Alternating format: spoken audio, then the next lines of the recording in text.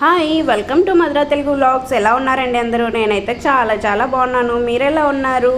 యాక్చువల్గా last Saturday మేము చిలుకూరుకి వెళ్దాం అనుకున్నామండి. చిలుకూరుకి ఎలాగో వెళ్తున్నాం కదా, ఒట్టిగా వెళ్ళడం ఎందుకని ఫుడ్ ప్రిపేర్ చేసి ఫుడ్ డొనేట్ చేద్దామని అనుకున్నామండి. ఇంకా ఈరోజు ఏం నేను కొత్తగా వీడియోస్ తీయడానికి కోసమో ఏం నేను ఫుడ్ ప్రిపేర్ చేయట్లేదండి. ఎవ్రీ 6 monthsకి ఒకసారి నేను ఫుడ్ డొనేట్ చేస్తాము. అంటే ఇప్పుడు మాకున్న పరిధిలోనే ఎక్కువ నాకు చేసేంత ఇది లేదు, ఎక్కువ పెట్టేంత ఇది లేదండి. నేను చేయగలిగినంత మాత్రమే నేను చేయగలనండి. అంతకు మించినైతే నేను చెయ్యలేను కదా. అంతే.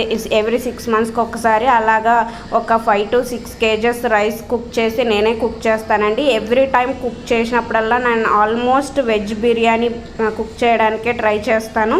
అలా ఓన్లీ వెజ్ బిర్యానీనే కుక్ చేయడానికి చేస్తానంటే నాకు ఇది 1 pot డిష్ అండి. నేనైతే ఇంట్లో చాలా పెద్ద గిన్నెలు నేను క్యారీ చేయలేను కదా, అంత పెద్ద గిన్నెలు మనం పెట్టుకోలేము. సో ఇలాంటి పెద్ద గిన్నె ఒకటి పెట్టుకుంటే చాలు.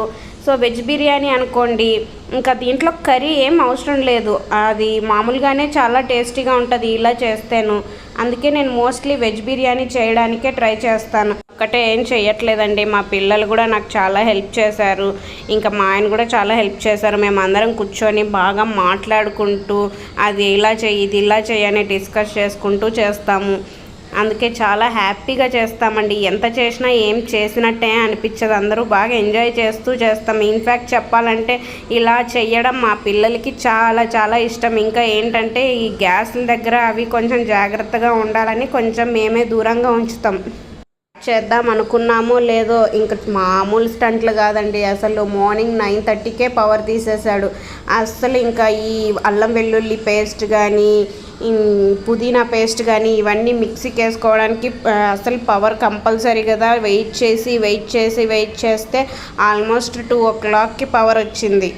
సరే ఎలాగో ఎప్పటికైనా వచ్చింది కదా అని పని స్టార్ట్ చేద్దామని అప్పుడైనా స్టార్ట్ చేస్తే ఇంకేముంది, మిక్సీ గోవింద ఇంకా పెద్ద బిస్కెట్ అయింది ఈరోజు అనుకున్నాం. అన్ని వెజిటేబుల్స్ కట్ చేసి ఉంచుకున్నాను, ఇంకేం చేయాలని అర్థం కావట్లే. ఇంక ఇలా కాదన్నట్టు మా నైబర్స్ని అడిగి మిక్సీ తీసుకొని వచ్చి ఇంకా మిక్సీ పేస్ట్ చేసేసుకొని ఫస్ట్ పెట్టేసుకున్నానండి. మరి పవర్ పోతుందేమో అని ఇంకా అప్పుడు స్టార్ట్ చేశాను. ఇంకా మొత్తం వంట అయ్యేసరికి అంత గ్యాస్ చిన్నది కదా, కొంచెం స్లోగా కుక్ అయ్యేసరికి 4:30 అయ్యింది. ఇంకా 4:30 అయిన తర్వాత ఇంకా ప్యాకింగ్ అది స్టార్ట్ చేసామండి. అవి చేసి ప్యాక్ చేసుకొని అన్నీ పెట్టుకునేసరికి 5:30 అయ్యిందండి. ఇక్కడే ఇంకేముంది, వర్షాకాలం ఒకటి కదా, ఏంటి వర్షం పడుతుందేమో అనే డౌట్తో వెళ్ళిపోయాం అప్పుడు స్టార్ట్ అయ్యాం చిలుకూరుకి 5:30కి. 7 o'clockకి టెంపుల్ క్లోజ్ అంట.